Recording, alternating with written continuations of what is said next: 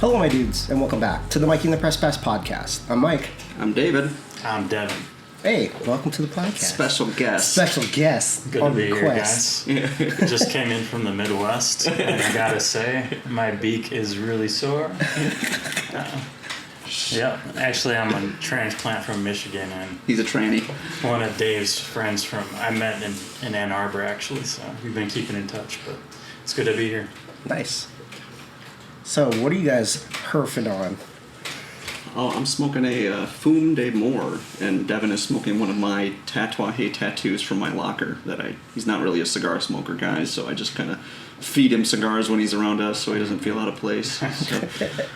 Participate a little bit. Smoking the Dapper Cigar de Siempre. Siempre. We just got a few boxes of those back in at Alonia. I miss that cigar. It's a good cigar. That's a good cigar. Kel, Let's see. what you guys been up to lately?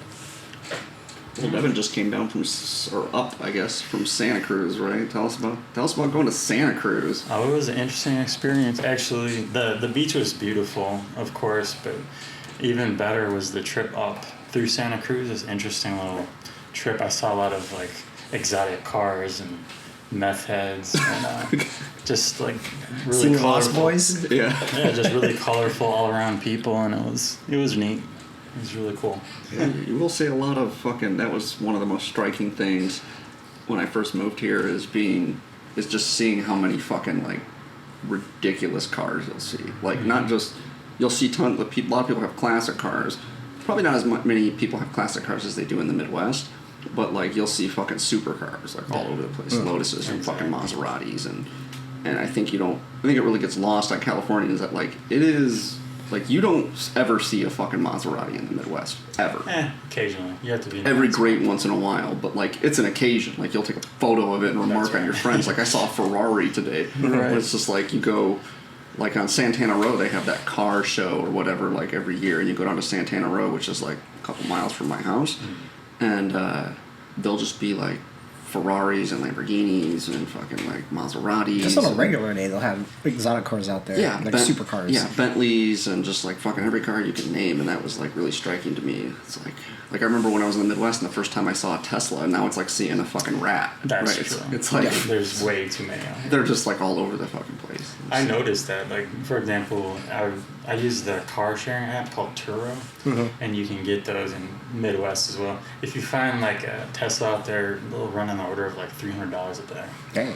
Oh, out here it's, like, 70, maybe 50 a day sometimes. So it just and everything out here is more expensive as a general rule anyways, so that's really, it just shows you how many more of those cars are out here. Yeah, exactly. But, yeah. Yeah, there was a weird experience. I was coming down, I think it was like Oceanside Drive. I saw this nice Lamborghini, and I was trying not to be like all family about it, just like whatever, and I couldn't help but notice when I got to the red light, this guy was blasting some music, and I'm like wondering what kind of music would a guy like this be listening to, you know? And it turned out it was like Coldplay. Just a basic ass white guy music. I couldn't describe how disappointed I was. I'm just like, man, it's like the saying they say, wealth is wasted on the wealthy. Yeah. That's exactly how I felt. It's like you're just like, oh man, he thought he was gonna have some really esoteric taste or something. Like, what is this? Like fucking at least something flashy. European, like underground fucking techno hip hop or some shit, and it's just like the most basic white bread shit you can imagine. Some Nickelback. Yeah, Nickelback. It's absurd. So it's an interesting little trip, I guess. Yeah, if you're that was one thing that really you've seen Lost Boys, right? So that's the one thing that really, when I went to Santa Cruz, you go to the Santa Cruz boardwalk, and like this boardwalk, and there's this fair, and that's where they filmed Lost Boys, and I was there for like half a day, and I was like, why does it fucking feel like I've been here before? Yeah. And then like I'm like walking around, and I noticed like some thing where they talk about like it says something about like they filmed some scenes in Lost Boys here, and I was like, oh, that's why. And it really does just feel like you're like in those scenes in Lost Boys. It's just like especially at night when you're there on the boardwalk at night. It's like whoa, and all those lights and the music is going. And it's Yeah. like it just feels like it's like oh wow, there's a reason that this just definitely captured. The film captures what it's like to be there. So it was really interesting and kind of bizarre for me because I grew up watching that movie as like one of my favorite movies when I was a kid. Me and my sister used to watch. We watched it 5 times in one day one time. Fuck. Yeah. My sister had a big crush on Corey Haim and Jason Patrick or whatever, and I just liked like the vampire shit. Nice. And I don't think I was probably like 29 or 30 when I saw that movie. oh really? Yeah. Is that one of those? So at that age, you're just like, I don't get it. Yeah, I don't get it. I was like, well, I was like, for me, it's like Santa Cruz is like if you ever watched, if you know, as a kid being in the Bay Area, they always play those like Beach Boardwalk commercials. Mm-hmm. Santa Cruz Beach Boardwalk in the warm California sun. And then the Beach Boys always play there every summer for some reason.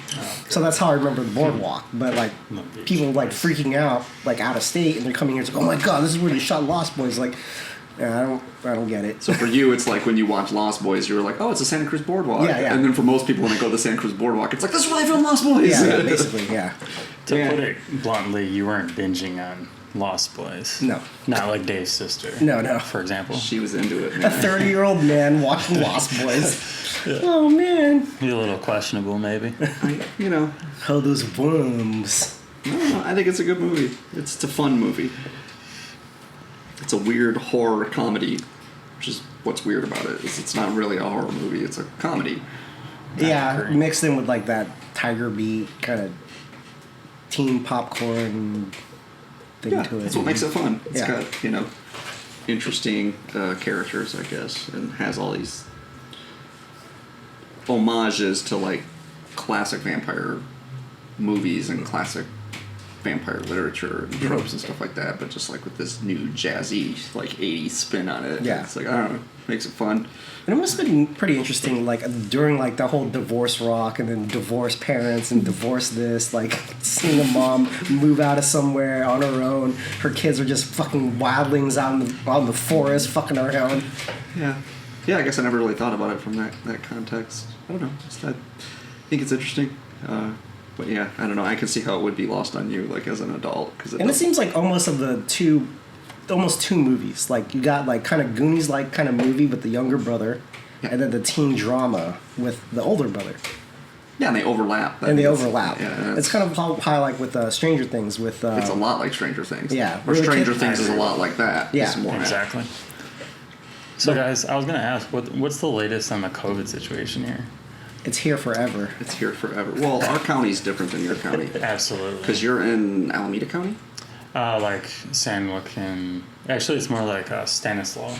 But it's the same, like, north-south. Yeah, but so we have like more stringent regulations than I think any county in the country. I think. Seemed that way, too. So it's like just, Maybe I don't know. It's like anywhere down south, like Los Angeles County or anything like that. Pretty strict. not as strict as it is here. Well, yeah, I think Dave's right on that. That's why you have, like, the least amount of cases, I think, per capita. But where I'm at, it's like, it's terrible because actually a lot of the people still don't believe it's a real thing. I don't even know what that means. I don't believe it's a real thing. Like, what does that mean? How does that? You tell me. I don't know. I don't know either. It's like, what do you mean it's not real? Like, Yeah. like it's I, it's literally just a a flu, construct. man. It's It's like just a a flu. media construct. That's the narrative. that's so fucking weird. Yeah, it's like some. Because I could get on board if you're like, look, like a lot of the stuff that we're doing isn't really fucking doing anything, and some of it doesn't make any sense. Like I could get on board with that, and I could have a discussion with you about it. But just like it's not real is like, what? Yeah, that's a stretch. I think that's like some QAnon stuff. It's like the moon landing Like was even fake. even the deaths are not real. It's just a statistic. CDC's putting it out. Yeah, there's numbers. Anyway, what have you been up to, People that Mikey? killed Epstein killed that one dude, the senator, Yeah. Herman Cain. He killed him. He was trying to speak the truth, but they got to him. Yeah. I think that's going to be a new movement.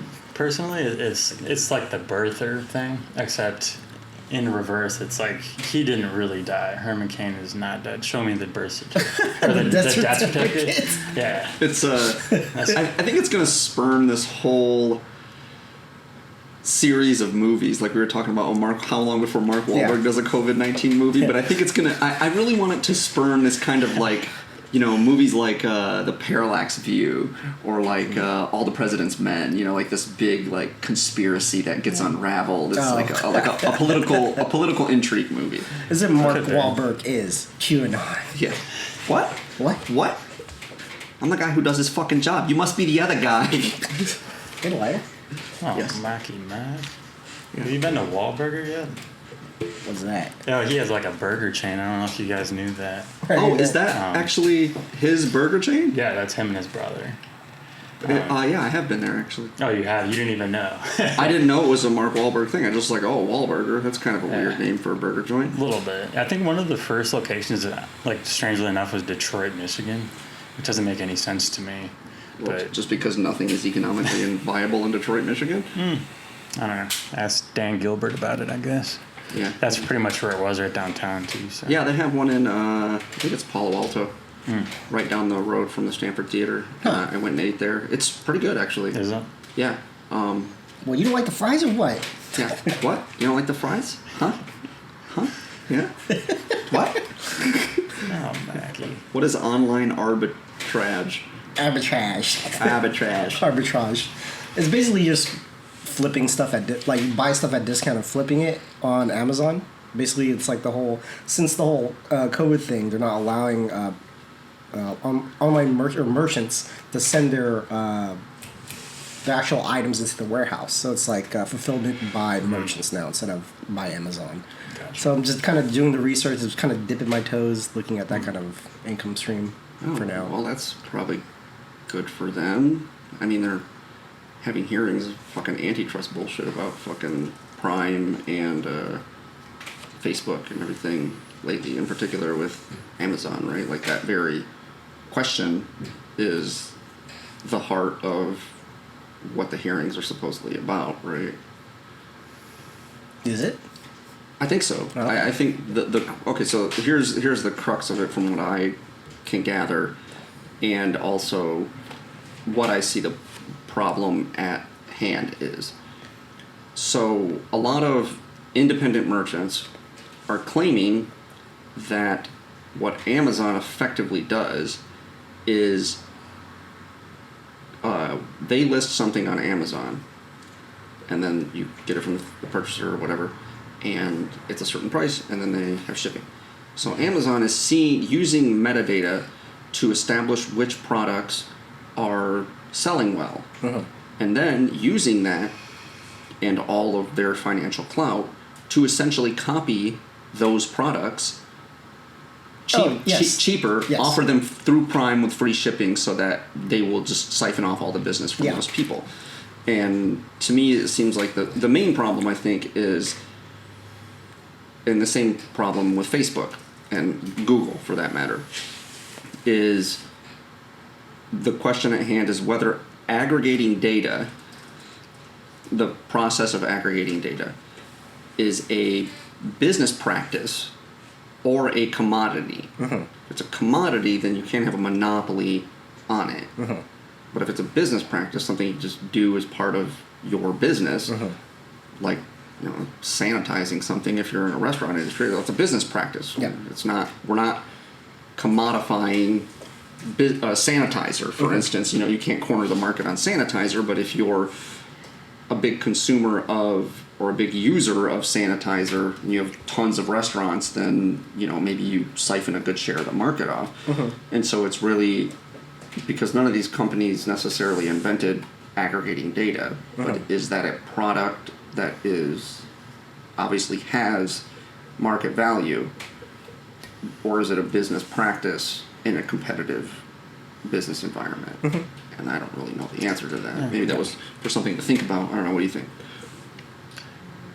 Kind of a gray area, I would say, definitely. But you make a good point because they do have that kind of an infrastructure that hardly anyone on the planet has access to as far as analytics and metrics and the ability to figure out, what's going to be more profitable. And then they have the whole, like the infrastructure itself as far as the, like web. It was like, what is their number one business outside of actually, like vending? Amazon Web Services. Exactly. Yes. AWS. Sure. And so, but yeah, I mean, so it sounds like this actually might be a good thing for independent sellers, a chance to actually sell directly to consumers without Amazon like copying or ripping off their products. Oh yeah, there was a big thing with the private label thing where they would go to China and try to produce a product and then just have the private label, have it like stamped on there, and if if Amazon's algorithm catches that, like you were saying, they would go to the company and it's like, oh, where'd you get? Well, yeah, well, we're thinking about buying your company. Where do you get all your suppliers? Where do you have them manufactured? Where do you get it shipped? And then they're like, okay, cool. We're gonna hold off on that, and then we're just gonna make our own stuff and go fuck off. It reminds me of something that Diana was telling me about, which I don't know how this is fucking legal, and so. Diana went to college for business and studied business finance. Where'd she go? Oh, she went to Johns Hopkins. Oh, wow. It's an inside joke. I always tease my girlfriend because she used to never miss an opportunity to tell people where she went to college. Not a bad school. No, it's all right. Yeah, it's okay. You know. But no, I'm super proud of her. Good for her. She's smart. But she studied this shit in school, and she can't really explain it to me in any way that makes sense. And maybe you can wrap your brain around this. So, I forget. Fuck, what are they called? They're called Gangsters. No, Scubs or anyway. I don't remember. You can't call them that. I don't know what the acronym is, but essentially how it works is you have a company. Uh-huh. Investors invest in the company, Mm-hmm. and money that is like spillover money independent of your operations. So let's say you have 100 investors and they each invest $1 million. You have $100 million, but you only need $50 million to really operate the company. Mm-hmm. Oh, slush fund? No, that's what I called it, a slush fund, but which is not legal. So what they do is they create this company, okay? The company sells no products. The company's whole purpose is to exist as a monetary concept to acquire other companies. Like, and that's the only purpose of it. It has no product. It has not. It's just a ball of money. Is that like a shell company? Like they talk about a Oh, that's shell? basically what the Alphabet Company is, isn't it? I don't know, but like she was trying to explain it to me, and she's like, "Yeah, it just exists to acquire other companies."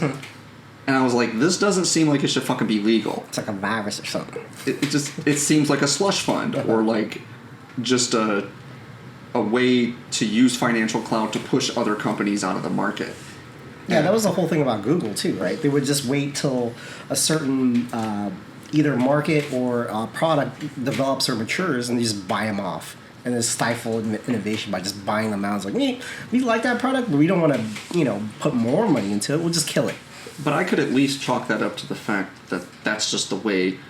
That's a tick in capitalism. That's a function of capitalism. It's just what competition is. Yep. You're pushing other people out of the market, and it might be unseedy, but it's not. It doesn't. Google at least is a company that offers a product, even if most of those products are products they've acquired from other people over the years. It is a company. It does offer a product. It's like, but try to describe what Google does now. Like, what is what is it? They're big data. What is SAP? Like, what do they make? Like everything. Like they make like 4 core products, but like I mean they just fucking have their hand in everything. It's just a giant company. And so, I see that that's an issue, but it's like that's just a function of competition, and just Google is stronger than other companies. So yeah, it sucks, but it's not just like creating a puppet company that isn't. It's not a company. It's, to be fair, it's a barrel of money that you throw at other people and knock them over, and you're out of the market now. And I'm pretty sure they're happy, like, oh, cool, man. Yeah. And so it's just like I kind of feel better now. I feel better. It's just like, I don't know. Anyway, so you were saying you've been dipping your toe into doing this, to like thinking about selling stuff, or? Yeah, just doing that, just doing some research, and then maybe pulling the trigger. We'll see what happens. I have a question. So at what point in time would you say that, like, if you undertook that, the point in which it would become no longer feasible? In other words, it would make sense to outsource to somebody like Amazon? I think it seems like most of the people right now, their want is to have Amazon open up their warehouses again, because it's just even though you pay a good percentage of your profit to them, it's like your hands off. They deal with the returns. They deal with customer service. They want to be the supplier. They want to be the supplier. You're now the middleman. Exactly. But being the merchant shipping from your place, you're kind of the seller now. They're using Amazon as a storefront, similar to what people do for drop shipping and eBay and all that stuff. But yeah, it just I think it's just like to the point where. Yeah, I think the goal is always to have, like, for those people, is usually to have it shipped to the Amazon facilities. That's always what they want to do. Interestingly enough, they're actually doing that. A lot of kitchens are doing that now. Places that have really big kitchens, and they're not having a lot of seating right now. There's all these like little pop-up like DoorDash, like.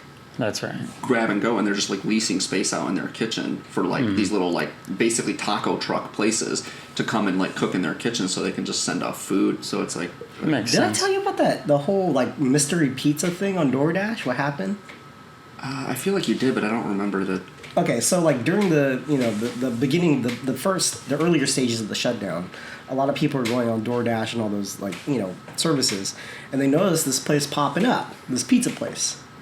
I'm like, oh, that's interesting to order the food, and if they have little kids, like, what the fuck is this? What is it? Mystery pizza?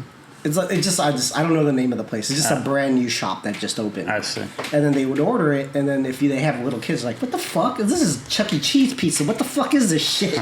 So what Chuck E. Cheese has been doing, they actually have a name for the place. I forgot what it is, but since they have no business coming in, they just ship out pizza now. Makes sense. So yeah. Well, you see a lot of businesses doing that without the brick and mortar storefront model. So, like, even if you have a brewery or something, they're shipping more out at this point. So it's like a way that they're kind of making some of that money back. Okay.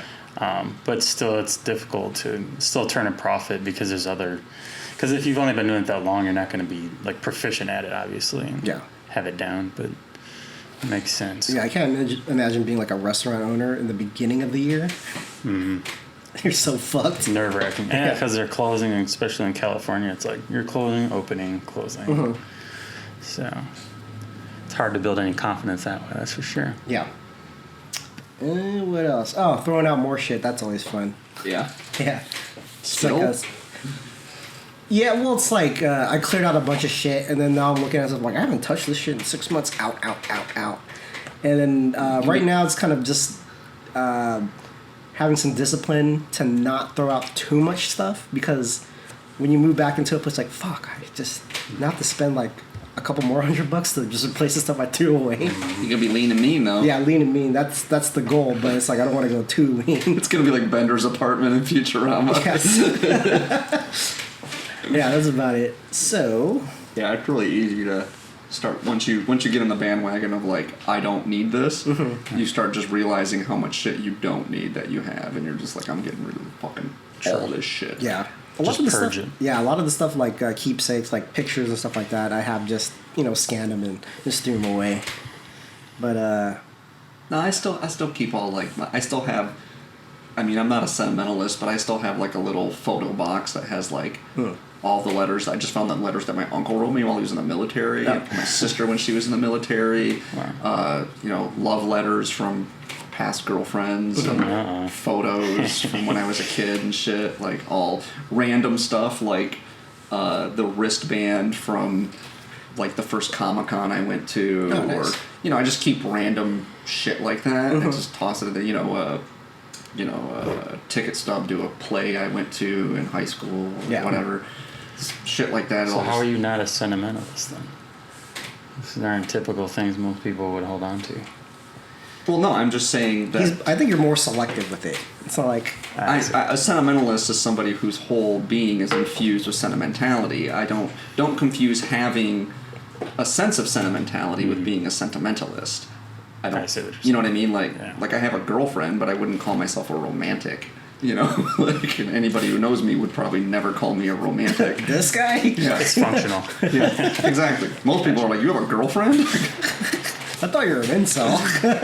Whoa. Damn. Incel. He said the I word. Oh, whoa. That's rude. What grinds your gears? Yeah. Oh, we got no bite this week. Nah, man. So, you ever like injure yourself in an ironic way and then find yourself irritated at the irony of it? Not so much that you injured yourself, but like just the fact that you injured it in an ironic way, and the irony irritates you, or just anything that gets a bad result in an ironic way that isn't that bad of a result, but just it irritates you. I can't believe I did that. I could think of one example. I had this recently got this fancy toothbrush. It's like one of those electronic ones. Yeah. With the head of it kind of like it's recessed into the brush part of it. It goes in, so there's like this gap in between the outer edge and the bristles. Okay. And what keeps happening is at some point during the brushing, like my lip will get caught inside of that little gap, and it really hurts. And I'm like, what in the shit? Like, how did they fail so miserably with like the R&D for this? And the other day I was doing it, and I was just kind of like pissed off that I was being careful. And at one point it nicked my lip like pretty bad. I was surprised how much it was bleeding. And I'm like, dude, this is like the last straw right now. I'm about to go back to the old school toothbrush. It's like I want to have a toothbrush that cleans my teeth well to get rid of all the bacteria, and then you cut your mouth, and there's just like more bacteria in your mouth that gets infected. It's like I'm about to get injured, like trying to pay the price for having a. Yeah, it was like I did the same thing. I made some pizza rolls the other night, and so I make pizza rolls a lot. I just fucking like pizza rolls. I eat them like probably at least 3 times a week. I go through 100-count bag of pizza rolls usually about every 2 weeks. Yeah, that's pretty good. So that's a good clip. I just fucking grind through them, right? So, you have like oven racks, and the oven racks pull out, right? Uh-huh. So I'm using aluminum foil and not a pan because of like I have aluminum foil I just throw in the garbage. I'm gonna wash a dish, right? And so I'm like, okay, I don't want to like be balancing the pizza rolls on the aluminum foil and reach my hand into the oven because I might burn my hand. Mm-hmm. I might burn my hand. Mm-hmm. So I grab a dish towel and I grab the oven rack, but I don't fold the dish towel over enough. Mm-hmm. So I go to grab the rack, and the heat from through the dish towel burns my thumb. So I burned my thumb trying to avoid burning my fucking thumb. It was like, God, and it wasn't that bad. I mean, it was pretty bad, but like, it wasn't so much that like I burned myself that I was irritated about it. I was like, God fucking damn it. Like I have pot holders, I have oven mitts. Yeah. I could have used those, but I used the dish towel because it was there, and I was trying to not burn my fucking hand. And then the more I thought about it, I'm eating the pizza rolls, I'm getting all fucking mad. I'm like, God damn it. Like, how fucking stupid is that? Like, I'm trying to not burn myself, and then I end up burning myself because like, it was like my uncle told me this story one time about, he was in the shower at our, like, this old apartment we used to live in, and it had, like, one of those faucets, and the faucet was just, like, someone just cut the pipe. Okay. And they cut the pipe, and so, normally there's, like, a finish on the end of a pipe, but this was just, like, a raw cut pipe, like someone just cut it with, like, all the burrs and all that stuff. It was just, yeah. And so he was in the shower, and he dropped the bar of soap, and the bar of soap was heading right to the top of his foot, and so he jerked his foot back to avoid the soap falling right on his foot, and he kicked the back of that pipe, and just fucking sunk right into the meat of his foot, and it was just like my foot was just bleeding all over the place. It was like, and it's an instinct, you drop that bar of soap, and you just like, whoa, because getting hit on top of the foot with a bar of soap is fucking painful. Mm-hmm. But then it was like so much worse because he tried to avoid getting hurt. Yeah, my favorite one is in high school metal shop. This guy was on the lathe, cutting aluminum, and then the shop teacher goes, "Hey, why don't you put some goggles on? You don't want some shit flying in your eye?" So the guy flips the glasses and puts himself in the eye. He's like, "What the fuck, man?" That's karma. Karma for no reason. Yeah, for no reason. Yeah, that's a good example. Like, it's like you went to put the glasses on so you didn't get hit in the fucking face with something, and then you end up hitting yourself in the face with the glasses. I have a pretty bad one, if I could just get one last one in. Yeah. So this story involves a good measure of alcohol, pizza rolls, I believe, nice. Ironically enough. A young woman from the bar, shall we call her Melissa? Sure. Okay, so this was, for a little background, this is in Flint, Michigan. It's basically like a blue-collar, like GM town. So like a lot. So we can assume that you were really drunk, probably on malt liquor, And Cheap. the Do they come in 40-ounce and increments? and the chick from the bar was probably a little ratchet. Well, I'm just gonna put it this way. She carried her pail lunch with her to the bar so that she could like pack it in my apartment before she went to work the next morning. So she already came She's a prepared. working gal, blue collar, pretty rough around the edges. Anyways, Sounds like a type. we had just gotten done with a nice, like, passionate, night of lovemaking. Sure. And in the midst of my passion, I forgot that I was actually like cooking some pizza rolls. Like I don't know how long we were doing that or how long it took. But once I realized what had happened, I jumped out of bed. Like, no more cuddling. This is like a real emergency. So needless to say, I wasn't exactly... I hadn't come down from my excitement. So. You're knocking stuff over. It's like, oh shit, oh shit. No kidding. That's pretty much how it was. Long story short. The oven rack's not involved here. By the way, this was like one of the most ghetto apartments. Like the actual oven that you had to worry because like just the surface where you had the buttons on, it got so hot. It got hot to the touch. Like almost you could cook an egg on it. It was so hot. I wasn't thinking about any of this. I was just in a rush, in a daze. Raw dog I in the jumped kitchen. off this woman. I rolled off of her and just ran to the kitchen. And long story short, I went to like grab the stuff out of the oven. Yeah, the thing was it just was like right on the front, like the hottest part. It wasn't on the button part, but like the metal. And the worst pain. And it was like, it wasn't that bad. I think it wasn't a 3rd degree burn or anything, but just lingering and like you felt it for days. And well, I didn't feel it. It was a reminder of like my bad decisions the night before. Like every time you get a boner, you get triggered. It's like, ow, my hand. No, even worse. Like now it's like literally a scar now.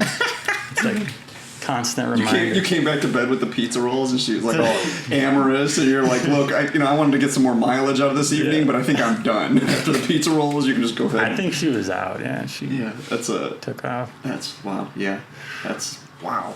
Okay, that is a story. It definitely trumps my burning my thumb story.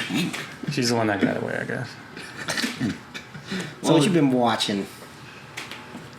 You been watching anything, Devin? Dave, no, I don't watch anything really. No, you're not a watcher. I finished Luther. Nice. Yeah, it definitely the point at which I stopped watching. So did he put those pamphlets in front of the church? Yeah, well, he nailed one to the door. Yeah, I nailed it. Yeah. And he said, fuck those guys. He was like, fuck all y'all. Yeah. I have a dream. That's the wrong Luther. Oh, he's black though. But yeah, it's I don't know. After the last 2 seasons, dude, they kind of come off the rails. They were smart to end it when you could tell they were just kind of running out of concepts, running out of ideas, and I think Luther starts a flower shop, and then I think that the character becomes less sympathetic as the series goes on. Okay. And after the 3rd season, like in the fourth season's only 2 episodes, and the 5th season 4 episodes, so 6 episodes. Oh wow. 6 of the 20 episodes. Or are they like a longer runtime? About an hour apiece. Okay. It's BBC. You know, this is how they roll. Yeah.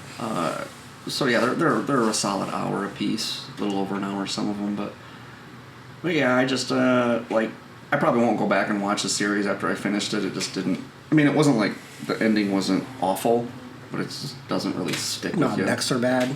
Not Dexter bad. Not Game of Thrones bad. But it just trends down. Yeah. And it's still a good show, but I didn't like what they did with the other main character and kind of how they like tied up the loose ends in the series and whatever. It just felt forced, and it feels like they just kind of painted themselves into a corner, and it just gets more and more ludicrous. A lot like House in that regard.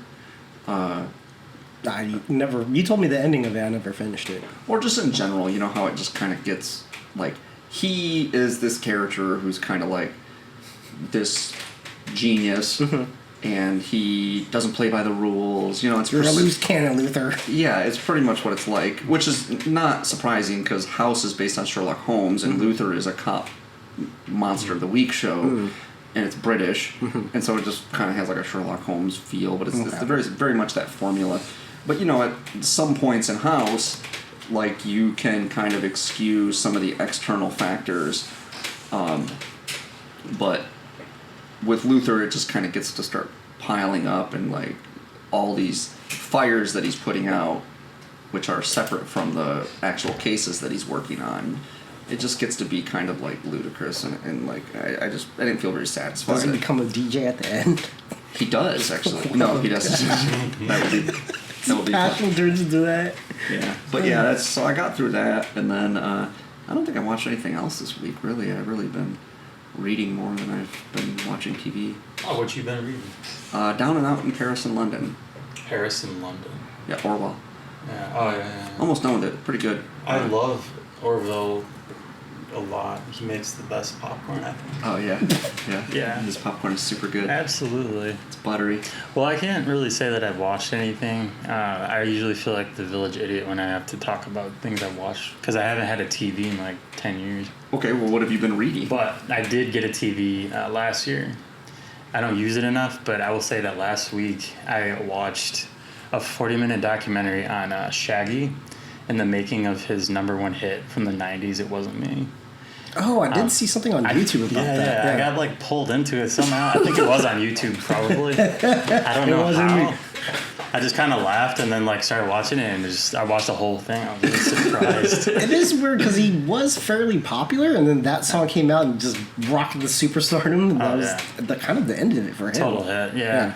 It's a once in a lifetime thing. Shaggy. It got so deep, it just into like these seemingly irrelevant things, like how it came about and what he was really talking about and whatever. It's not about cheating and getting caught. No, definitely. Oh, okay. I thought it was like a deeper meaning, it's like about slavery and all this stuff and the plight of the black man in America. The only interesting component of that was like he was actually being questioned by a guy that was asking him, "How did you get caught?"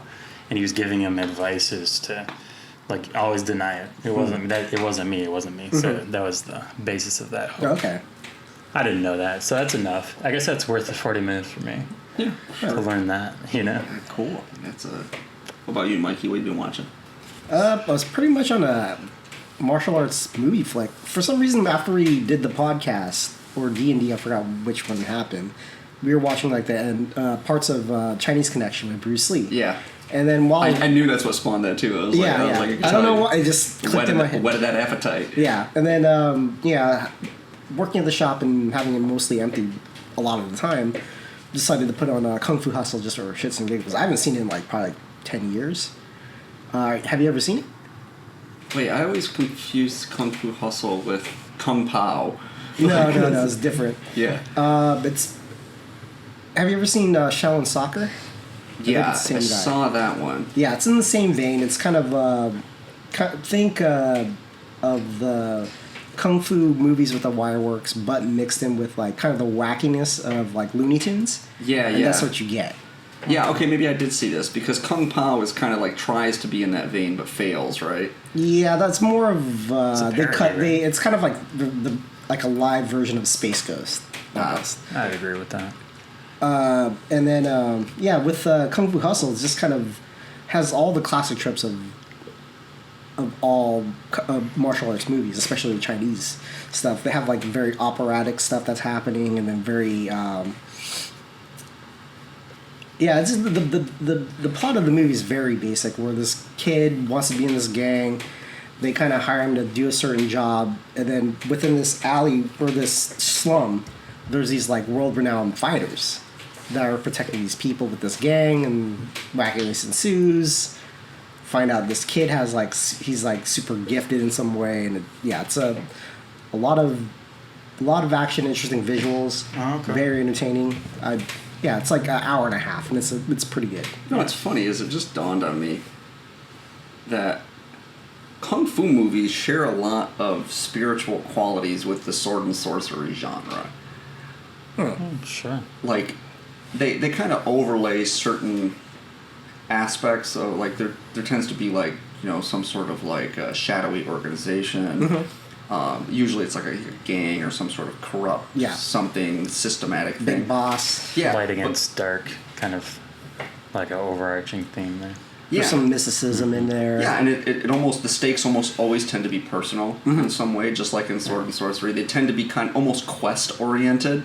Yes. The characters, usually the protagonist is in some way, he has great capabilities in whatever it is he's doing. So usually it's some sort of martial prowess.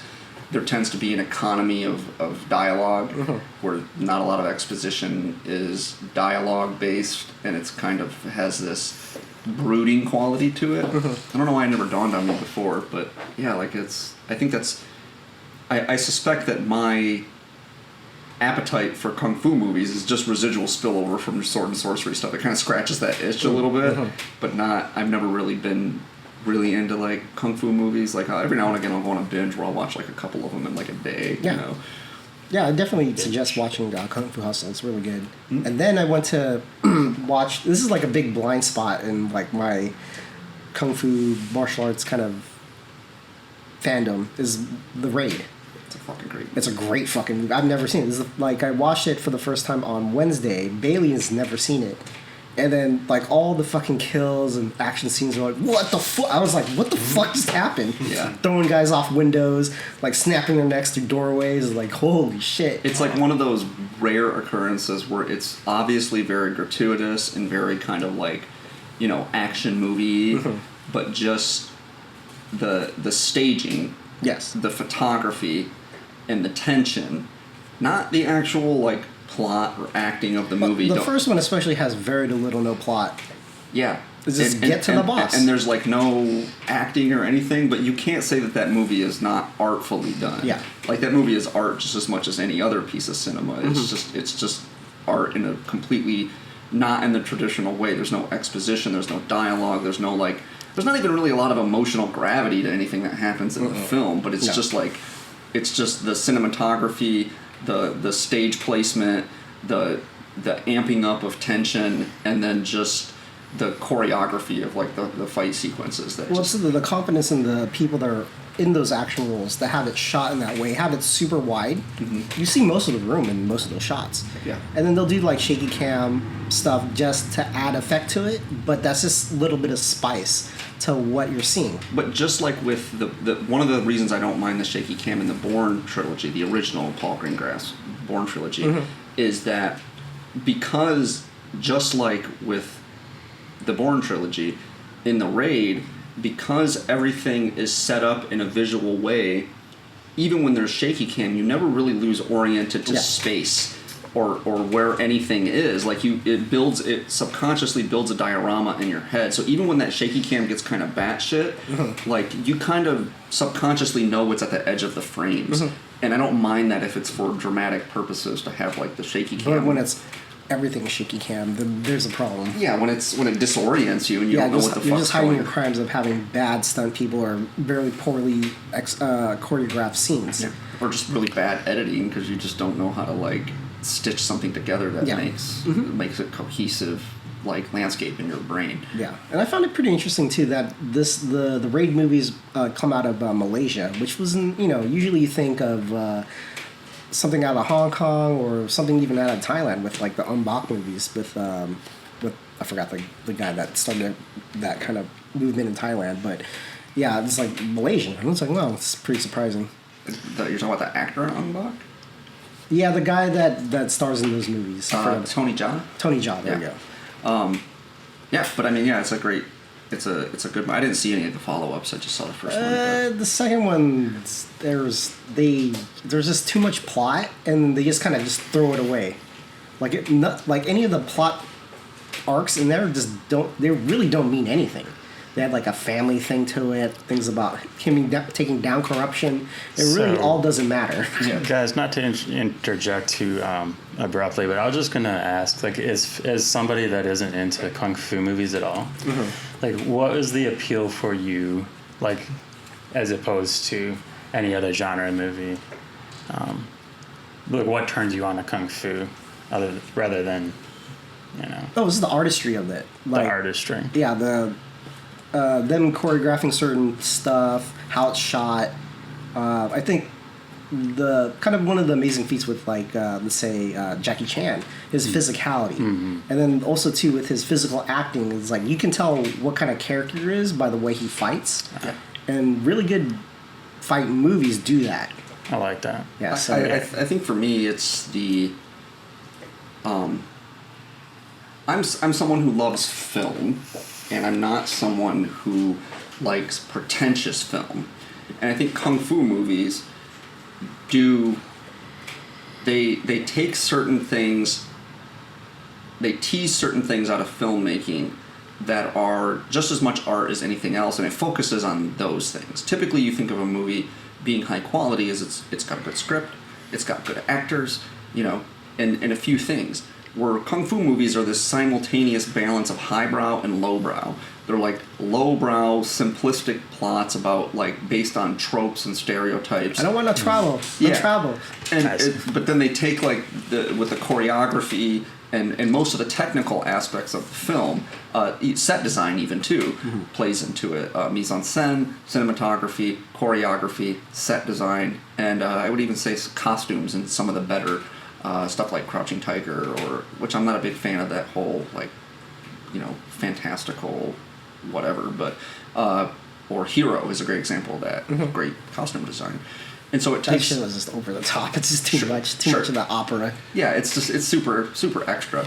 But it takes something that's traditionally lowbrow and something that is very clearly elevated art, and kind of collides them at a very fast rate. And I think that makes it.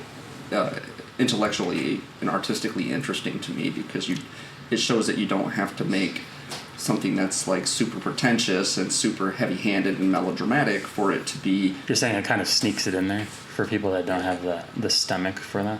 You just kind of like you can enjoy it. You can enjoy a kung fu movie on a superficial level. It's just a bunch of badassery and people like fucking shit up and Bruce Lee with nunchucks and shit. But you can also like appreciate that there was some deliberate artistry that went in to making the film. And I think that Tarantino does this well too. He takes lowbrow concepts, things that are like about gangsters and with lots of swearing and foot fetish bullshit. And it's like, but he like, and even the you know the Grindhouse movie, it's like an homage to poorly made movies, but that homage is well made. Yeah. And so it's kind of like this interesting dynamic that shows that there's no thing that can't be art. Or when you look at like sidewalk chalk art, it's the same phenomenon. Like I really like sidewalk chalk art if it's really done really, really well, because it just shows that like it doesn't matter what your medium is, like anything can be art if you focus on the details well. And you know, it just kind of has like this bro quality to it. And it's like, you know, so it scratches that itch on a superficial level, but then you some movies that are more bro-ish resonate in a much deeper way, and when you start to unpack that, you realize, well, there's actually a lot of stuff going on here. If I unpack it, that's happening that makes me like it more than some other movie of a similar vein. Sometimes it feels like it's like a half step away from being a fan of like wrestling. Yeah, but you know, as a nice set of titties never hurt anybody either. So you got to just appeal to as many people as you can at the same time. But I think wrestling is a good example because I can acknowledge the artistry of that. But it's like the lowest rung of that ladder. Wait, wrestling or wrestling? Wrestling. But what about wrestling? No, real wrestling is a sport. Wrestling is like what Hulk Hogan does. I'll tell you what, brother. You and me in the cage. That's performance. Friday the 13th. You're going down for the international competition. Yeah, it's performance art, and it's not my. But you know, you can. All the stuff in between the actual physicality stuff is not interesting to me. Yeah, but when you watch Andre the Giant and Hulk Hogan go at it in the ring, you can tell the difference between that and two guys that you've never fucking heard of. Yeah. Or you can, and because they're better at that. Oh my God, they're hypnotizing them. Is that even legal? I don't know. I sure do miss MPG1982.com. That's all I have to say on that. I don't know what that Remember is. that? What's it? Oh, it was like an actual like porn site featuring WWF like babes. Oh no It was way! like China. I swear to God, it was like the You first. need to read the first of all. There are no WWF WWE babes. They're all fucking gross. They're roughish. Okay, so they're not babes. They're like that China chick is a man, basically. I don't disagree with that, but I'm saying like it was my first exposure to any kind of like smut or any kind of that's awesome material. That was 8th grade for us. Sable really got me into Playboy. Sable. And I really got into the articles. They were pretty good. So yeah. Anyway, what else you got, Mikey? Just listen to the Tim Ferriss show, and they had Grandmaster Maurice Ashley on, chess grandmaster. Oh, okay. Those are one thing. Okay. Yeah. Thought they were two things. Yeah, it was a pretty interesting thing because like I'm not really into chess, and then just hearing him like the road to being a grandmaster, and then his being like the first African American grandmaster ever, which was an interesting thing for him to go through, and then him like he's like vaguely into martial arts and kind of seeing like once you see a way, you see the way in every way, kind of like Musashi kind of. Yeah. Wow. Because he was like into what martial art did he do? Aikido, whatever. So isn't that what what's his name Seagal was doing? Yeah. Yeah. Okay. Shihan Seagal, yes. Diplomat to Russia. Yes. Yeah, he's one of my idols. Yeah. Do you remember that weird like when he went to go visit the farm in Russia? And he ate the carrot, or he's dead. No, did you see him dance? Nah, unfortunately. Oh, bro, hold on. You gotta see that. Put that up. I'm gonna put that like somewhere around here. You're not gonna do that. Taught you a lesson, sir. Yeah. Fucking nerd. Go watch the episode if you know what we're talking about. Last week's episode. Hold on, let me pull this video real quick. I just saw the little bit that you posted on Instagram. I didn't actually like watch the video. I listened to the audio, but yeah, good times. Where is it? Yeah, I didn't realize that guy was on. I didn't even realize that he was the first black grandmaster. Yeah. It's like 1991. You think that would happen even before then? Oh. Would you? I don't know. I don't know. This game's been around for how long? All the years. At least 50 years. At least 50, yeah. No. Yeah. How kind of it's a grind to get, I guess, those points or whatever to be considered a grandmaster. ELO score. Yeah. So that was pretty What is interesting. Grandmaster ELO? Like 25? 22 or 2300, I Really? think. Okay. And some of those guys, they just have a different style. I think it's interesting how they stack up, as far as some of them are not necessarily like geniuses. Like, Sure. As far as that goes, but they're just super aggressive and they can kind of like... No, I don't know. I think anybody that's a grandmaster at chess, you probably could make an argument is a genius. Could be. I don't know. If you're you're by genius, you just mean have an IQ over a certain threshold. Because really, being that good at chess is just a matter of computing power for your brain. Sure. How many contingent? This is why I'm always talking about this. Is like why I don't think I'll ever be able to beat my buddy Adam, who is super duper good at chess, and he's way better than me. He's just quicker at like thinking. I think he's just smarter than me. He just has more ability to process more information than my brain does, and I'm no slouch at chess. I'm okay, but like I'm just not nearly as good as him, and I don't think it'll be a matter of practice because I just don't think my brain can ever process that much information because it's capped by my IQ. Right. Plus, he's been probably playing a lot longer than you have and started a lot younger. Sure. So he has a lot of like reps into the game. That's true. Sure, but I don't know that over a certain threshold you basically learn all the things about chess. Like you learn all the openings, you learn all the maneuvers, and it's all about contingencies and how to process those contingencies. It's not a matter of learning more about the game. That's like right. I know most of the things about the game, and so it's a matter of execution.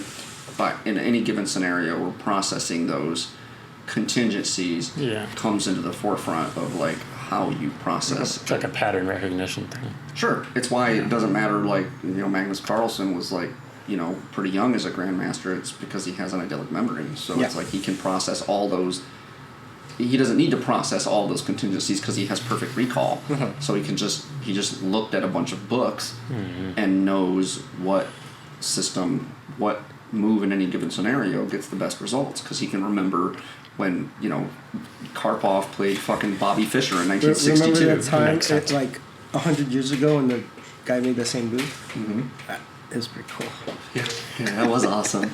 Did you find it? Did you find Seagal dancing or no? No, I'll pop it up into the podcast. All right, but well. yeah, and it's also interesting too where he mentioned where like he's seeing the trend of there's going to be another rise of chess again because of the whole COVID thing, and there's a lot of stuff online that you can, a lot of resources online you can learn, even learn from grandmasters and everything else in between, play tons of games. And It makes me wonder if, because chess is pretty popular in the black community. I mean, a lot of black people that I've known, black guys, I wouldn't say women. I don't think I've ever known any women that play chess. But they're into it. But it almost makes me wonder if it's like, it's a cultural thing, so they have a tendency to kind of adopt a certain style. yes, he talked about it in the podcast. And they don't branch outside that style that often, and so when you do and you get to like people that are like of a higher level, that style doesn't jive against them. It's sort of like the reason we quit playing poker here at West Coast, because it's just like the table assumed a certain style and certain identity, and we just don't fit in, and we don't want to adapt to playing that style because we just don't like it. Plus, your overall game will suffer if you play the games that they play in here. Exactly.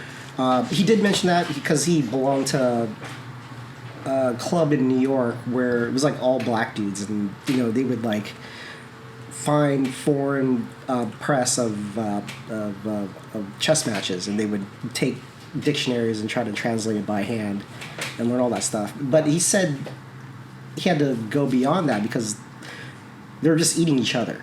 Like, they just try to get good enough to beat the top guy in their group. That makes sense. And he just ventured out to play other tournaments, and that's where he got the other itch to just break the brakes off other people. Makes sense. Well, yeah, it's especially because I can tell you, having played chess with people from a variety of different cultures, right? So Asian people have a certain style if they grew up playing chess with other Asian people, and black people have a certain style if they grew up playing chess with other black people. Jewish people have a certain style if they grew up playing chess with other Jews, and Russians have a distinct style. What's the Russian style? I'm just curious. It's hard to describe if you don't play chess, but Russians will, like, so black people are really aggressive. They play a lot of gambits, and they play openings that are aggressive, and they take big risks. The Russian way of chess is more plotting and calculated. They will lure you into traps a lot easier, and when you bite on those traps, they will sink their teeth in and tear you apart. And so it's much more, especially I would venture to guess that the black guy style of chess probably gets eaten alive by the Russian style of chess, because it's not designed. It's sort of like that axiom in boxing, right? You got three styles of boxers. You got the swarmer, you got the traditional boxer, the outside fighter, and then you have the slugger, right? And they all match up well against one other style. It's like Rochambeau. Yeah, exactly. It's what it's like. It's why swarmers and inside fighters usually prevail against an outside fighter if they have good enough defense to get on the inside. This is why Joe Frazier likely won against Muhammad Ali. Is that he's a swarmer, and Ali is predominantly orthodox outside fighter. You get on the inside of that, and you can usually tear him apart. But a swarmer getting on the inside of a slugger like George Foreman, and that power can put them down very quickly. And so it's like they all match up well, and I would imagine the highly aggressive, black guy style of chess can frazzle people who don't have good defensive structure. If you don't have good defensive structure, and you're not a patient player, and especially because the black guys I've played against, they bring a certain energy to the table. Oh, they bring shit talking to the game too. It's not necessarily. I mean, they do a little more than for instance, Asians aren't really that way at all, but it's just they just bring this energy to the table that challenges you to match that energy. But Russians are having none of that, right? They won't match that energy. They will not be hurried, and they will not be forced into making mistakes. They will play their game structurally. They're much more and Asians are really structurally sound. They don't have they execute textbook openings and textbook middle games, where Russians have a little more creativity. So they'll be textbook up to a certain point, but then you'll start to see more creative like plays in the middle game, and I think that has to do with certain aspects of Russian culture that reward that. You see it in literature, figure skating, gymnastics. Not quite as much as boxing. They tend to be pretty structured boxers. But, you know, so it's like structured up to a point, and then like small areas where you can deviate and be creative and create like a unique situation. Are you sure about this, Dave? No. Are you sure this isn't just some like Cold War propaganda that you recycled and like He's a tried mature to- candidate. I Yeah, wasn't, like I wasn't Russians really are just sneaky. You know, you gotta Snaky? watch the Russians because they're Sneaky? always prodding and plotting on you. yeah, well, It's kind of what it sounds like to me. I'm just asking. They're, I'm not well, I accusing you. wasn't alive during the Cold War predominantly, so really kind of hard to say. But yeah, no, it's just like you can see. I think that's part of what makes Bobby Fischer one of the greatest chess players, is that he kind of developed his own unique style, which I guess if you wanted to call it an American style. I could see what you're saying. And so it was part of the reason he had such success over. What is he doing? Oh my god, what are you doing? Yeah, like it threw a lot of the Russians Yeah. for a loop, you know, because they weren't prepared for that. Like that. They're like, what the fuck? Yeah, so he's an aggressive player, but not a careless player. So you can be aggressive and not careless, or you can be aggressive and careless. And it's really hard to be careful but aggressive at the same time. It's like a boxer just waiting for the right moment to throw an uppercut. So boxing basically is chess. Yeah, basically, it's the same You're thing. saying. I just like, you don't know chess, but you know boxing, so I thought maybe you could relate. Trying to, you know, Fucking with I'm you. trying to speak to your No, it makes sense. level there. But anyway, no, that's cool. Do they just talk about chess the whole time, or just like the culture around chess? There's a mixed bag. You know, his like earlier years, and then the struggles of him being a grandmaster, and other stuff. I watched some more of or listened to another episode of that Red Scare podcast. Pretty good. I kind of want to curate some of their content because I think that it depends on the topic at hand. I tried listening to a random one and it was like not as good, but the one my uncle sent me this week was like, it was pretty good. They're talking all about Lana Del Rey. Apparently they're super gay for Lana Del Rey. Okay. Which, to be fair, she's really talented and pretty awesome. But yeah, the whole that's how I could tell it was interesting, because it was like an hour and a half podcast where they basically just did nothing but talk about Lana Del Rey, and I listened to the whole thing. Okay. Like Yeah. two chicks talking about how great Lana Del Rey is, Uh-huh. and it was somehow still interesting to me, and so I was like, oh, okay, that's pretty good. But Okay. Cool. Who's your favorite, would you say? Do you have a favorite? my favorite what? Of the girls. Dasha and what's her name? Anna? Anna and Dasha. I didn't know you listened to that podcast. Oh, I've heard it for sure. Oh yeah, I don't know. They're both interesting. I kind of dig Dasha. You know, you remember how she got famous on the internet? Is she Sailor Socialist? Yeah, isn't she? exactly. I think she's funnier than Anna, but I think Anna's more insightful. A little more cerebral approach, I think. Yeah. Yeah, but Well- Dasha's definitely, she's pretty funny. She's entertaining. You like her because she's cuter. I think they're both pretty attractive, just, you know, different ways. They're both cute. Anna's got the rack going for her. She's got those huge melons. Does she? It's I just don't hard know. to look away sometimes, you know? I didn't know that. She's the skinny Jewish girl, right? Yeah. Yeah. No, they're both interesting. They have good interplay between them, and they. It does take me a minute to get over the vocal fry. Like, here's the thing: is we're gonna talk about Lana Del Rey today, and it's like, yeah, it's just like she sounds like she would be a bimbo, but she's not, and they're both super smart, which I think adds to their attractiveness. It's just that they're smart and like thoughtful, but also kind of mean.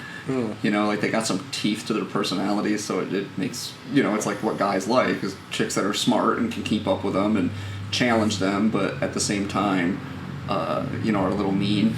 So it's like it's interesting. I mean, I don't agree with all their premises or their political persuasions, but I strive more for things that are interesting over things that are in a vein that I, you know, anytime something that's not for me, like a discussion about Lana Del Rey's poetry, if you can make that interesting to me, then like you got a pretty good podcast in my eyes. There's But truth did to you that. know But did I know? I keep waiting for drops. We don't have. I don't know. It's not connected to anything. Yeah, I know. Sorry. In 2014, I recently stumbled across this again. There's this Asian lady touring these volcanic islands in Iceland. Okay. And she was supposed to be back at the tour bus. She did go back to the tour bus, and she changed her clothes. And she changed her clothes, and apparently because she changed her clothes, the person in charge of the tour bus and the other people on the bus thought that she was missing. And so they sent out this search party to like find this like woman 5'2", dressed in dark clothes, Asian. Yeah. And they're like searching till like 3 a.m. when she realized that they were searching for her. And she didn't know, so she had to tell the bus driver like, oh, actually I'm that person. Like she just, and this is like I feel like it's such an Asian thing too. Like she just saw people helping and she was like, I'll just go along with it. Like didn't ask any questions and just kind of like went along with the whole thing. It was like, I'm not missing. I'm right here. So who are they looking for? I don't know what they're looking for. I don't know. I thought that was funny. I remember we stumbled across the article. I was like, oh, that's funny. I forgot about that. And also, did you know, it makes sense when you look at the animation for The Lion King, but you know the little bird, Zazu? It's like a blue bird, like a Bill Beak or whatever he is. Yeah. That's Mr. Bean. Oh, is it? Yeah. Huh. It kind of looks like Mr. Bean if you look at the animation. Yeah. Disney's kind of notorious for doing that. Yeah. But I think John Oliver plays the new version, right? What, in the new live action one? Yeah, the new animated, like CG animated thing. I didn't see it. That sounds right. Because he always makes fun of himself. He's like, I look like a toucan. Look at this. Yeah. Because, like... That would seem appropriate. But yeah, the original one is Mr. Bean. Interesting. Cool. Yeah. Moving on. You guys don't have anything that... Did you know? Did you know something that's random that you remembered that's funny and weird? No? Nothing? Nobody? Okay. Right. Here's a hot take. Hot take. Hot take. In the works, I think it might be signed. Conor McGregor versus Manny Pacquiao. Boxing match. Boxing. Stupid. No? Thumbs down. No. Two thumbs down. Someone's going to get knocked out. I think it's McGregor. He's not a boxer. I thought he was retired anyway. He says he's retired. I think you're thinking retarded. He's retarded. Whoa. I don't know about retarded, but he's a moron. Like, what's up with the fight with him and Mayweather? How people thought that was a real fight. I don't understand the biggest how farce I've ever heard in my life. That's the big bragging point with MMA people. Well, he made it 10 rounds with the best ever, and you know what? He didn't make it 10 rounds. You know why? Because if he was really fighting a real fight, he would have been out of there within 1 round. That's how good Mayweather is. But Mayweather doesn't box like that. What do you mean box like that? I mean, it's not surprising that it would take him time to get into there. Mayweather knew that he knows he knows that McGregor has some punching power, and rather than risk the knockout, he's like, I will just box him up for the duration of the time. If I see an opportunity for a knockout, I'll take it, but otherwise I'll just get the decision, because that's just the way he boxes. Yeah, but he could have knocked him out at any time. That's the disparity, the skill level disparity. It's off. I think if he could have knocked him out at any time, he would have knocked him out at any time. I don't think so. I think that's why I think it was a fake fight. That's my take on it. If you want, there's a hot take while we're at it. Well, fake fight. I think they did punch each other in the face. Yeah, that's true. So it is a real fight. Mayweather is never hurt. He's never close to being hurt. You know, it's not a real fight. Because if you think about it, someone at his level. You know anything about his, for example, his... McGregor is a combat athlete, right? He's not some guy from the street. I mean, in terms of boxing skill, he might as well be. That's my point. Whoa. Because, absolutely. No. Because Mayweather, he's on such another level, he'll spar with world-class fighters and make them look like amateurs, like boxers. And that's such a specialized vocation. They'll rotate. He'll go 20 rounds in a row, and they'll be rotating world champions out every 3 rounds. But Mayweather is a boxer. He's not a knockout artist. No, it doesn't matter. He can punch just as hard. Yeah, and probably harder than McGregor. But what I'm saying is that level of aggression to go and get the knockout. So first of all, I was never any ambiguity about Mayweather fucking destroying McGregor. Like it's a pro boxer versus a not pro boxer. But like, it's not like McGregor has a fucking glass chin. He can get hit. And so the level of aggression that you would need to match that would run the risk of coming up against McGregor's punching power, which he does. He's got as much of a chance as any fucking puncher, a significantly greater chance of any puncher. And Mayweather... No, you mean like against Mayweather you're talking about? I'm talking about, like, anybody in any fight has a puncher's chance of knocking out anybody.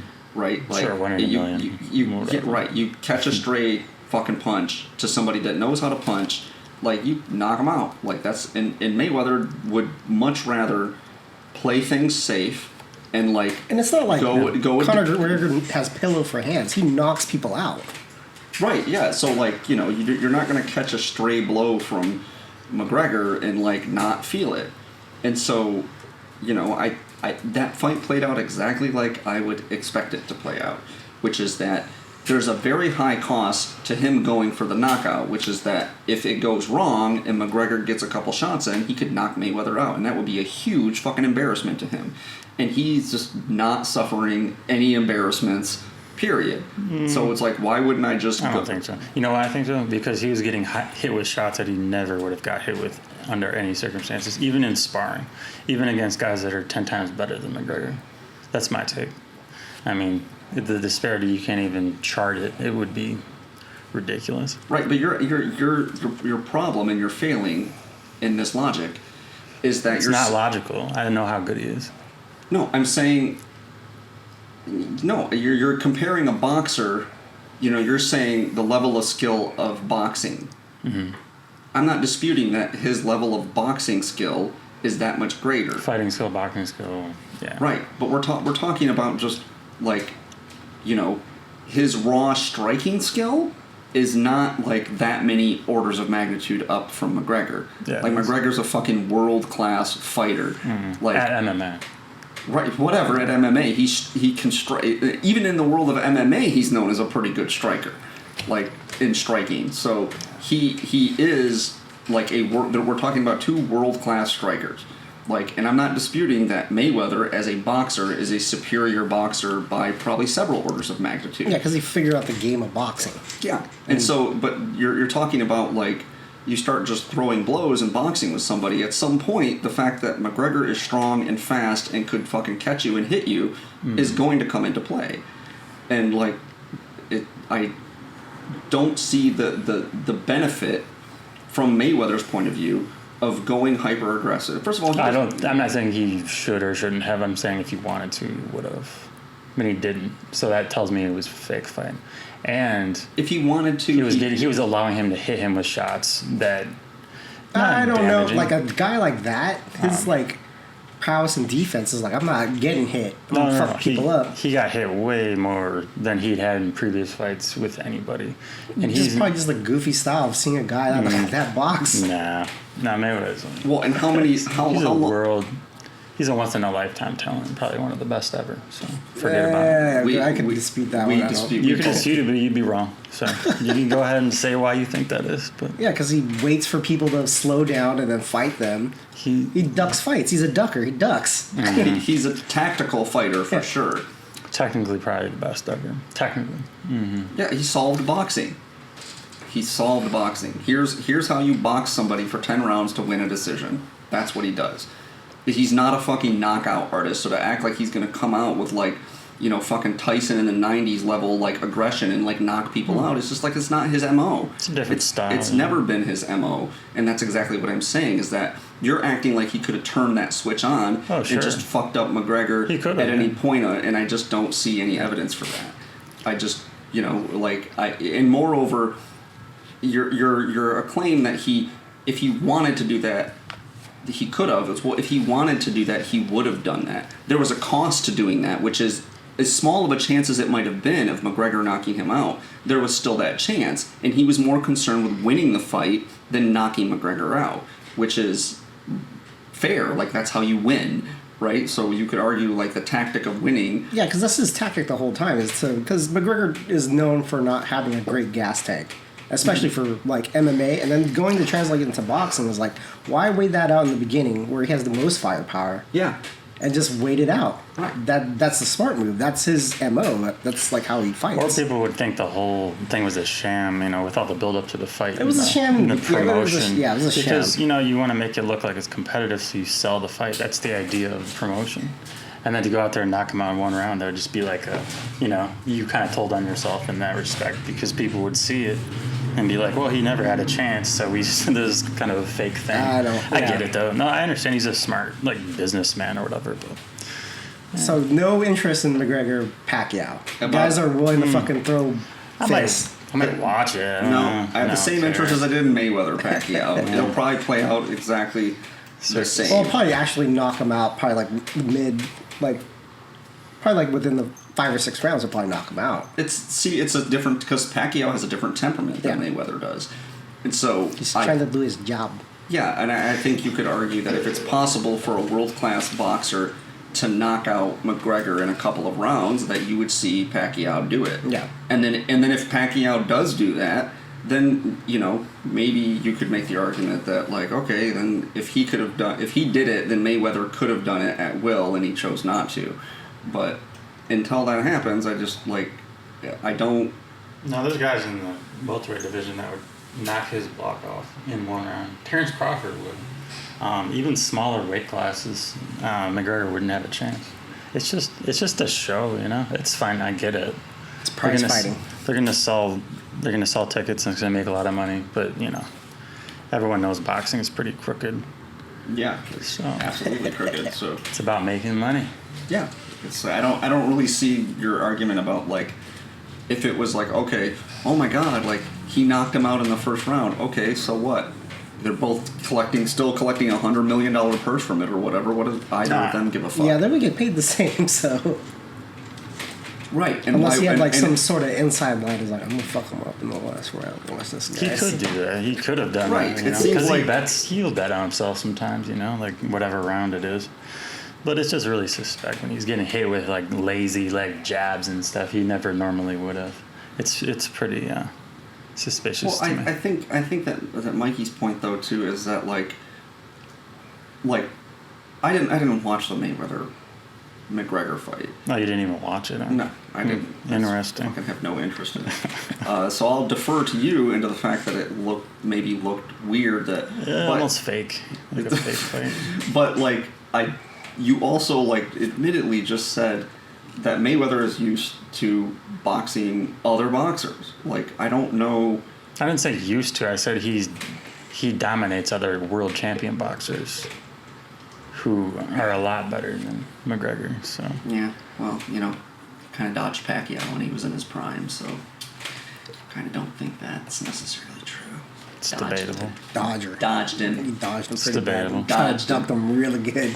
You gotta wait till the right terms on the table, Wait till he gets knocked out. Wait till he slows down a little bit. Then we'll fight on paper. We'll fight him. Well, he's a couple years older now. Marquez knocked him out like nothing. You think the guy doesn't? Yeah, and he waited for him to get knocked out. He doesn't Okay, have- let's sign the fight now. I'm ready to go. Let's go, baby. Let's No, go. I'm saying he never had a good chin in the first place. He got knocked out when he was 20, before he was even a lightweight. So he never had a good chin. I mean, great fighter. I'm not trying to diss him. I'm just saying. I'm saying that when Pacquiao was in his prime, the only person he was probably the only person that had a chance of beating Mayweather, and for whatever confluence of reasons, that did not happen. Plausible. And so it's to me that doesn't smack of somebody eager to fight the best guy in his weight class. You could look at it that way too. But like you said, confluence of factors for sure. Sure. I mean, he's smart. But it's definitely seemed like there was a lot of politicizing. He exploited Pacquiao's. But that's part of the head game too in that pro boxing game. Sure. But this is why I don't put him in a category of greats. Great fighters historically want to fight other great fighters. Your favorite fighters, you mean? What's that? Your favorite fighters, you mean? My favorite fighter did that? Your favorite fighters is what you're saying? That's what they don't do? No, I wouldn't even say my favorite fighter. I mean, Tyson's one of my favorite fighters of all time, and I don't think that he faced a lot of... I think there was a lack of heavyweight clout in that division during his time. I mean, it was Holyfield, it was McCall, it was Holyfield's good, though. Yeah, no, Holyfield's absolutely... Holyfield's a great fighter. and Riddick Bowe, but there just wasn't a lot of real big heavyweights that were like on the same level as Tyson. So it's just watch him fuck up chumps for a decade. Like, that's fine. And even some of my like people that I would put in the category of great fighters aren't necessarily my favorites. Like Ali's not one of my favorite fighters. I mean, but he is great. He's arguably the greatest. Like, but he's not. But I'm a Joe Louis guy. This is fucking Michigan. Like, I think Joe Louis is the fucking GOAT of the heavyweight division. And if we're talking GOAT of GOATs, I think it's probably Willie Pep. Like, that guy is, or maybe Roy Jones Jr. But like the GOAT, pound for pound, like all time, I think Willie Pep, just for aggregate amount of fights and like wins, or maybe Sugar Ray Leonard. Sugar Ray, that's probably close to the mark. Not my favorite fighter either, but he did win his first 90 fights. Oh, he won the first 197 fights after his first loss. Yeah, it's unreal. Yeah, that's fucking ludicrous. But Willie it's like Pep, 4 modern day careers right there. Yeah, Willie Pep has 216 fights under his belt with 16 losses, and 3 of those losses were to the same fucking guy. Kept fighting the same guy over and over again and losing it. So 4 of your 16 losses, like that's the mark of like, I want to fight this guy.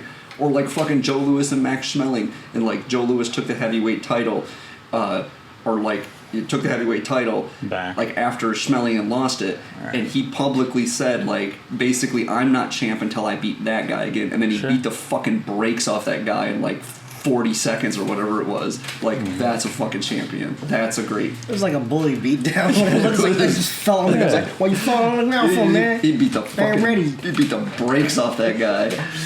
Anyway. Something to think about. Yeah. Somebody asked me this today and I didn't have an answer. Was talking about modern feminism and their so modern. Yeah, and well, you have to qualify that now because the third wave. You can't just say feminism. Just whatever the fuck is happening now. Fourth wave now. Whatever fucking feminism is now. The wokest of the woke. And we were talking about like this instinct to like view everything as like oppressive to women, and like, so, the concept of the patriarchy and like, viewing everything through the lens of how Western women are oppressed, and meanwhile ignoring the plight of people in other parts of the world, women in other parts of the world who actually are oppressed, and doing virtually nothing to help them, and instead whinging on about like how women are portrayed in video games or whatever.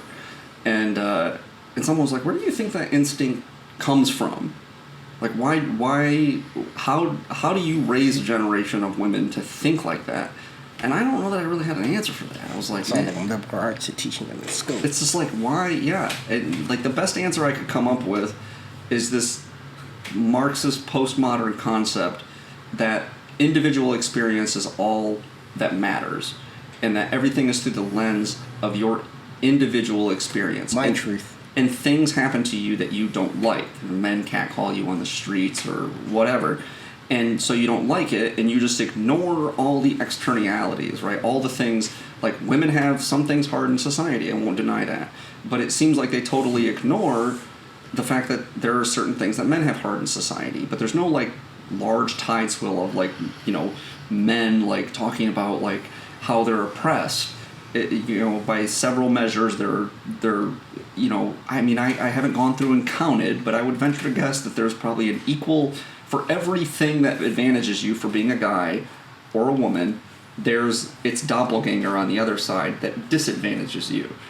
And like it mirrors it, right? Yeah, it's a hard discussion to have in the first place, because let me ask you, do you think that there's any single or like even a set of ideas or conceptions that you would fall under the rubric of feminist thought, like as it's thought of today? No, this is part of my problem is the naming game. If people try to play this name game where it's like, well, do you believe in gender equality? Then here's a newsflash, you're a feminist. It's like, no, you know why? Because right. Anita Sarkeesian and Julie Bindel and fucking Clementine Ford say they're feminists and they're monsters. Mm-hmm. And I don't agree with their premises. And so I have a daughter, so that makes me a feminist.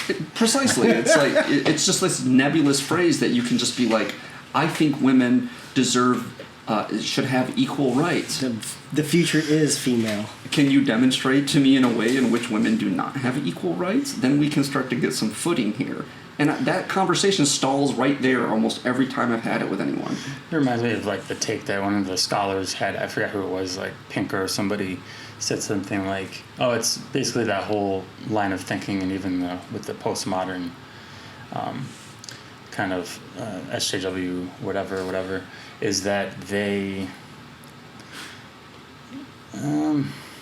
that's a power tool essentially. That it's just a way of kind of manufacturing some kind of leverage in a political arena, even if they don't have like necessarily like a solid message. It's just a way to kind of like put people on their heels and try to I can see that. It's an axiom of Marxism that the oppressed get to define their oppression however they so choose, and to me that just doesn't, that sort of isn't logical. Like, you have to demonstrate to me that your white logic. Yeah, my white logic. Yeah, because logic is a white thing apparently, according to the Smithsonian. Don't throw that shit around in my face, man. I don't like that shit. Trying to impress me with your fucking dumb logic like that. It's like it just. Excuse me, white man. I'm talking. Thank you. But it's like, I don't like. I've tried to have reasoned conversations with people about these very concepts, and anytime you give a little bit of pushback, they just like, they back away, or they just basically start screaming at me, and it's like, I don't know, this isn't productive, and so it just makes me not want to talk about this. But so it's like, I don't understand the instinct. Like most of the, so like you take for instance the MGTOW movement, right? I don't know what that is. What is it? Men going their own way. So basically, it's a men's MRA, men's rights activist movement, right? And it's basically just a bunch of crybabies. Yeah, a bunch of disenfranchised incels like whining. Whoa! Don't say that. It's more or less a hurts my feelings. It's a response. I could have sex if I wanted. Sure, you could. Come on. So it's a response. That's a response to modern feminism, but at least they're like. At least they're holding up this ideology of feminism and the most strident voices in that, and saying these are the ways in which we disagree with that. Where feminism doesn't really have that. It's a nebulous thing. Natural. And and moreover, you have the people that are, this is my aversion to being in any kind of group fucking period, is that it's not like a political party where you have some sort of membership criteria where you say I'm a feminist, and you go, okay, well, you're a feminist. Then so do you agree, you just try to tease out of them like, okay, so what is it you believe? And it's like, well, I just believe in gender equality. So, well, I believe in gender equality too, but I don't identify as a feminist because I'm on team people. Because all these people over here that I think are terrible identify as feminists. That's a good point. That's one of the problems inherent in intersectionality in that sense, is like, even if you talk about feminism or even like women's rights or women in general as that classification, they don't all share the same class. They're definitely not. Yeah, they have like throughout the generations, you get like their second wave, the third wave, they don't see eye to eye at all. Yeah, and so it's like what are you doing? What are you guys doing? Right, so it's just like, acts like there's this giant umbrella that what constitutes if you believe in gender equality, then you're a feminist. It's like, no, I'm not. Don't tell me what I am. I don't tell you what you are. Like, that's just fucking, especially because there's some pretty strong associations with certain things, and that's why it's like, I'm always curious when someone identifies as a feminist, and it's like, okay, so what do you believe exactly? Do you believe this, and this, and this? And then I've yet to meet like a male feminist. You hear about them. I've never seen them or met one. Here's one right here. Oh. It's inequality. Are they super like low T and like kind of? I suspect that their willingness to identify themselves as a male feminist is awesome. I am an ally. You are not. It's probably just the naming game. They're buying into some concept of feminism, ignorant of what the most strident voices. And I will say that I don't even think that those most strident voices are the majority. But it's like, loud minority. They've co-opted the language around it. It's the same thing happens with BLM. It's like, if you don't support Black Lives Matter as an organization, it's because you don't support the concept that Black Lives Matter. It's like that's not how it works, true. man. Like That's an old device. Like any structure, like authoritarian structure of power, they'll use that a similar tool. exactly. It's it's With newspeak. us, like, or against us type of thing. Yeah, like support the troops. Oh, you don't? Well, Fuck you! what the You're a fuck? piece Right. of shit. Right, you're not You love communism. Right, you're not a war hawk. Yeah. So like because you don't think that like military action is always justified, it's because you You don't hate the support military. you don't support our troops. It's like no, it's not that. Why are you It's- kneeling during the hate us. anthem? You hate the troops. He hates the troops. Yeah. Yeah. I don't know, but like it just it's like I was trying to wrap my head around that idea. Like why do they behave that way? I never really stopped and thought like why do they? How do you prime somebody to see the world in that way? And I don't really know. I mean, like, what more do you want? You can go online. You can order anything you want. You could get a fake pair of titties. Yeah. You just have your Instagrams. I really what like more those could fake you titty want? things, don't you? He really Is there likes- anything likes them. more in life? I know these broads are gonna want the vote soon enough. Yeah. You gotta look out. Should give him an inch. It's like, I know, right? jeez. All right, moving on. How we doing on time? Yeah, we're about there. This last one anyway. Oh, is it? Okay, yeah. What aboutism? Yeah. What about him? What about him? So I was kind of, I was talking about my uncle. I talk about my uncle a lot. Jeez, why are you so gay for him? We're related. Oh, so oh, DNA. makes sense. So it's like the weird ways in which Incestuous thing. the wheels of my brain turn are similar to the way the weird wheels in his We're brain turn. related. Yeah. You're my kin. But like it got me thinking because we were talking about something, and so generally speaking, whataboutism is considered poor form Yeah. in a debate or a discussion about anything, right? Where you might have differing I ideas. equate it to almost like sandbagging in any discussion. Sure. But I was illustrating an example. If you're going to say something about a group of people or a concept or an idea and be hypercritical or hyper-focused on a solution for said thing, then What about the blind children? exactly. What about the blind children? What about those kids? But if I said to you, like, I can't even think of a good example, but context matters, right? Like, if you're demonstrating something, to have a discussion about it, you might want to demonstrate, or the implicit assumption is that it's a deviancy from the norm, that it's in some way anomalous and therefore deserving of attention, right? So, is it whataboutism to contextualize that that's not really an anomaly? You know, it's not an anomaly within the schema of things that you're talking about.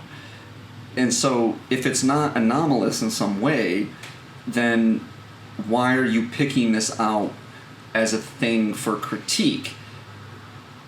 And I don't know that necessarily qualifies as whataboutism, but it kind of feels like it does. But I don't feel like that's poor form in a discussion. You know, it's like if I were talking about... I don't think it has to be poor form. You don't think it has I to don't be? think it has to be poor form. Because what if the example in the first place was maybe it was an exception or an anomaly, and Right. then you bring out like a competing point of view that is also. In that case, it wouldn't be. But it's not a competing point of view. It's actually showing that within the context. So like this is a good example. So if I were to say to you, we're having a discussion about race, and you're saying your argument is predicated on the notion that black people have had a tough go of it in America. Okay? What about the Irish people that came? Yeah. So who's had a fucking easy go of it? The Irish, the Italians, the Jews, the Chinese? Right. Like who that emigrated to this country didn't have struggles when they first got here? I mean, the Dutch, maybe we could say the Dutch. That's right. But like, yeah, Chinese people, Italian people, Irish people, Jewish people all suffered a lot of fucking hardship. And you could differ in the degrees of hardship to which they suffered, but if your argument is predicated on that black people had a tough go of it through whatever, A pretty long time. yeah, sure, but like, so if your whole argument is predicated on that, you're not demonstrating that it's anomalous in some way. Mm-hmm. It's an issue of being in America for a certain amount of time before you assimilate into that culture, and the culture, like your culture, becomes part of American culture. And so if your whole argument is predicated on that, I don't feel like it's poor form to be like, but all these other people had like a tough go too. Why are you making a special case for black people or Irish people or whatever? I think that it could be, to the extent that the group in question hasn't been assimilated to the same degree that the others have. But that's an issue of results. Does that result comment on the oppression? And that's an entirely different discussion. What do you mean? So it's like we were talking about earlier with the weird companies and shit, right? Where one instance is just an amalgam of money used to push people out of the market, and the other is a company doing what it does in a competitive capitalist market. One is, it's just a matter of what's the result. Like, I might not like that big companies push small companies out of the market, but if you change that, then you uproot an entire fundamental concept of capitalism. And but with the But then again, you would say, like, if you stop that kind of practice, then if you continue the practice, you're stifling innovation because you're killing companies, and that's against the idea of capitalism. I don't disagree with that, but we're not talking about the idea of capitalism. We're talking about the mechanism by which capitalism comes to fruition. But what about that's? but what about? But it is a poor form when it derails the conversations. Like, what about these people, or what about this issue? It's like, what we're talking about this one issue over here. We're trying to talk and discuss about this thing, but now you're moving the ball and taking it to a different court. We're playing basketball, now we're going to play football. That's where it becomes poor form. Yeah, but what I'm saying is that it doesn't necessarily have to be moving the ball, right? I'm not trying to debate with you whether Irish people had a difficult time. I'm simply stating it and, like, assimilating. What about the Hmong people? Assimilating. Have you thought about those guys? You always talk about those main three people, about Hmong people. Yeah. Hmong people had it pretty bad, bro. And if you wanted to add that to a litany of things that contextualize, I see it as just pulling out the scope, and you're getting the scope. Yeah, that's why I kind of see it as bad. We're talking about the same thing, but it's like now we gotta. Yeah, I don't. I mean, but I get that there is like some nuances to when it is bad form, but like this is why I don't like when people pick on Walmart. They're just like rail on about Walmart this and Walmart that, and it's like, okay, but what about like all these other companies like do the same thing? What Walmart does is not anomalous. Why are you picking on Walmart? If you wanted to take they're the big players in the game. They should share that money with the small companies. I disagree with that. Why do they gotta win so much? I don't get it. Yeah, I don't think that bullshit. I don't think that should like save Walmart from your criticism. Just that there's other companies that aren't doing the same thing. No, I'm not saying it should say, and that's why I don't know that it's whataboutism, because I'm not saying that their criticism doesn't stand. I'm saying that if it's contextualized, you're not making an argument why it's anomalous, and if it's not anomalous, then it's just part of the status quo. Right? Yeah. It's part of the it's part of the you status can use quo. That. It's like a tool. It's like a device that you could use, but you could use it a lot of different ways. It's like if you say, this president doesn't do all the things that he promised, and so he's a terrible president. Yeah. It's like, but what president has ever done any? Since when do we have that expectation that a president will do everything that they say? Yeah. We don't and have never had that expectation. So why are you picking on the current president for being he's not a terrible president. He's the same as the other presidents. So you Depends on the metric you're using. You can't say he's terrible because he does the same things that you could say he's terrible. But for that reason would be like because he doesn't all the stuff he says like he promised in his like campaign run. Yeah. Okay. What president has ever like followed through on all the things that they promised in a campaign run? None of them. So if you're ranking presidents based on that, then they're all equally shitty. And so like, why are you picking on the current president? You know, like just because you don't like him for other reasons. And if you want to doesn't like to go on the sun because like if you want to discuss those other reasons, like let's discuss those other reasons. Just don't point to that as if it's somehow an anomaly that bolsters your case, because I don't think it does. And so, yeah, I don't know, but so the answer is really sometimes it is. It depends on the nuance, right? It depends on the point being made, the thesis being made, and I think that's probably why I take issue with it, because I think that people probably don't have as sharpened of theses on any opinion that they have. And then if you wanted to come back at me with like, well, that's whataboutism, it's like, well, I don't know that it is, because I think that your thesis embedded in it is this presumption that this is an anomaly in some way, and all I'm doing is pointing out that it's not an anomaly in the way that you think that it is. Understood. Cool, man. Got anything else? No, I think that just that's all the segments I have for today. Any closing words there, Devin? Not really. Just wear a mask. Don't be a moron. And I don't know how to do that last part. Parting remark. So where can we find you on the internet if they want to interact with you? What's your gram? You got a gram? Yeah, Instagram, Twitter, Facebook. Straight up, first last name Devin Radke, Devin, like on the gram? Kevin with a D. Yeah, on the gram. On the gram. Cool. Check me out. But Radke is Radke. Correct. Yeah. Devin Radke. On the gram. One word, no underscores. So. Yeah. So you got all the ladies slide into his DM. What's going on. Yeah, so. Ladies. I don't think we have any lady listeners, but we know one. My old lady, but I don't think she's gonna be DMing you anytime soon, bro. It's like, what's up with Press Pass? So weird. Such a loser. Fair enough. All right, I think that does it for this week. Got anything else, Press Pass? If you sick, stay home. If you thick, come by. Oh, okay. Is that what it is? Fair enough. Oh, what is it? Oh, if you sick, stay home. If you thick, come through or something like that. Yeah. If you got it. Yeah. It's the sentiment. It's the sentiment. Yeah. I don't know. All right. Don't be a fool. Wash your hands before you eat the gabagool. Say peace. Thanks for listening to Mikey and the Press Pass podcast. Consider subscribing. You can rate and review us on iTunes, Spotify, Stitcher, Google Play, and pretty much anywhere where you can listen to podcasts. And you can also write us with any ideas, suggestions, or horrible burning criticism at mikeyandthepresspass@gmail.com. Thank you.